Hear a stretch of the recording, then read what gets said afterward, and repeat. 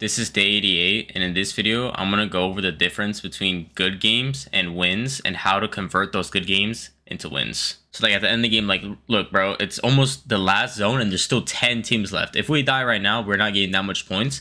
Imagine getting the difference between a top 3 and a top 10. That's like 20 plus points, right? So this part of the game is one of the most important parts. Now, obviously, mat conservation is very important, but also like the ability to play with no mats is super important. So like here, we don't got mats, so we're not gonna go fucking front side and establish like a tarp, right? We're trying to stay as back as possible and like get a kill on somebody. And the best way we can get a kill is either jumping in on a solo or like shooting people in the back. So for example, like there's this guy, these two guys down here, but we have sickness, so we can't really, like, obviously we don't know they're there, but we can see that there's people tarping under us, right? What we could do is, instead of rushing forward to build the boxes, we could just sit back here on a floor, double crouch, and then we could drop down on the back, like with the cone, and then pump them in the back, drop down on the side. But basically the problem is, now we go front, so like we're not gonna get any kills. If we were back here, we could surprise somebody, but now this team is over here. Like they're not gonna let us like get a kill, and then I get dropped down. So basically, if we were just playing backside and just like staggering the whole time, staggering, and then jump on them in the back like crouch walk, we might have had a chance to kill them. But now I'm dead because I have 0 builds and like I'm not on the backside of zone, and now I'm cooked. All right, so here I make 2 mistakes when we have like no mats. So first, I didn't kill that guy, that's fine. Then zone pulls max, and we have a combined of 2 builds.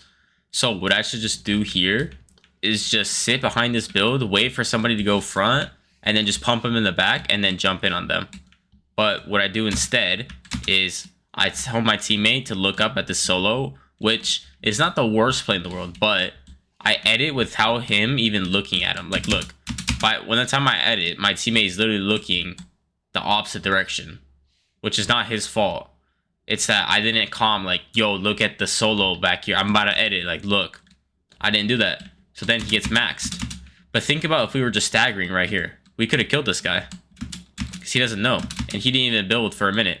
As soon as he was running, we could have both looked around the corner, double pumped him over and over, killed his teammate, and the game would be different. But we only get like a 6th here because I let my teammate take a bunch of damage.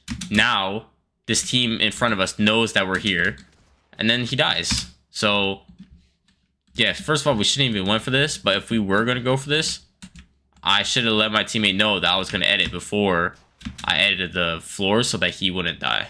Going for a pre-edit here is a good attempt, and I think it's a good pre-edit to go for, but I'm going to show where it goes wrong.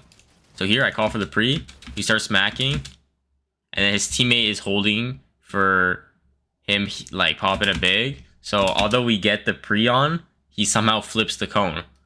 Right here, like this like angle is just so awkward.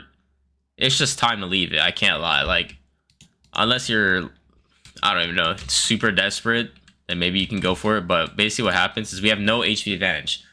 Like, we're basically just taking a 50-50 at this point, right? So I place the cone, shotgun replace the cone, but then I get hit 50 already. I miss my shot, but I still get hit 100 again, and then I'm dead. Because once I got cracked, I was trying to get out, but by that point, it was already too late. So when should we have stopped this play? As soon as they flip the cone, because that means they already know, and it's just time to stop. Because we're not 5 builds, you know, like, we have still time to look for other refreshes, and this refresh is just not it. Here I see a body backside, and I go for it, but I do a really bad job of covering angles of where people could be. So I see this body, right? Now what I should do is, there's like so many angles where people can shoot me from. If there's people backside, like if there's a guy right here, like lurking behind this cone, he could have shot me. Someone above me could have been looking down. So we need to place a floor here. We need to place a wall here, and we need to place a cone above him so the teammate can't get the drop that drop his teammate down. But let's see what I built. So I built a cone. I built a floor, and then I just went for the body, and then I get edited down by this guy, and I don't end up dying. I only take like 60, not like 42 damage, which is not bad, but it could have been much worse if there's a guy lurking here, someone mantles up and then pumps me. So yeah, I need to like just invest those 4 wood builds, and then I can ensure my safety. This play, I talked about it in yesterday's video, and basically what I talked about was the context is this team got chopped and they were full fighting here. And then what I basically said was, instead of going from this right wall, we should have went on this wall. And what I didn't mention that is really important is the reason why this wall is better is because it's harder to third party. So if we fight this and we get the wall and we start fighting, this team is going to fry us in the back, right? So that's the first thing. The second thing is that pre-edits are better like on long angles. So what I mean by that is, if we get a pre here, he can place the pre back here as well. But if we get a pre here, it's going to be harder. Although we have like a good pre, like we have the L pre, which means it's going to be easier to place, but it's still like an awkward angle. But if we're right here, we're not committing to anything. Like we can just go from this box, and if it doesn't work, then we can leave it.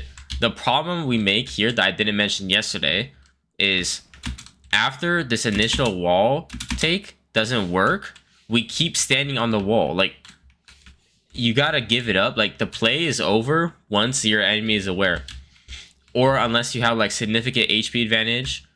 But because we stay here instead of just dipping because now they're aware and the play didn't work, then I get punished. I get 183'd. And if he had a gold shotgun, I don't know what shotgun he had, but if he had a gold shotgun or a purple mythic, I would have died there because he just bopped me in the head. So yeah, 2 things is going on the wrong wall. We should have went on this wall, and also we should have left it once they became aware. Something I do bad as an IGL is I don't really calm very well. So like here, all I said was, yo, run, right? And I realized like I can't go that way. So I go over here, but I don't calm to my teammate like what I'm about to do. So I don't want to commit to running over there yet because I see this team. So I was low-key just trying to see what was in. Like, if that cliff over there was in zone, I would have went over there, but it's barely not in zone. So I didn't want to go over there. That's why I just stayed here. So I should communicate to my teammate, like, yo, just chill here for a second. Because then, once I got here, I realized I just wanted the jetpack. But now it's too late because he's over here. And now he's getting focused. So I should have just told him, like, I need to tell him exactly what to do. Because, or he's just going to run off because he thinks I'm going to run that way. He thinks I'm going to go over there. But, like, I'm not trying to go over there. So I should have told him, like, clear comms of what to do.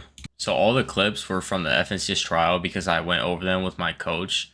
But on day 88, I didn't really do much.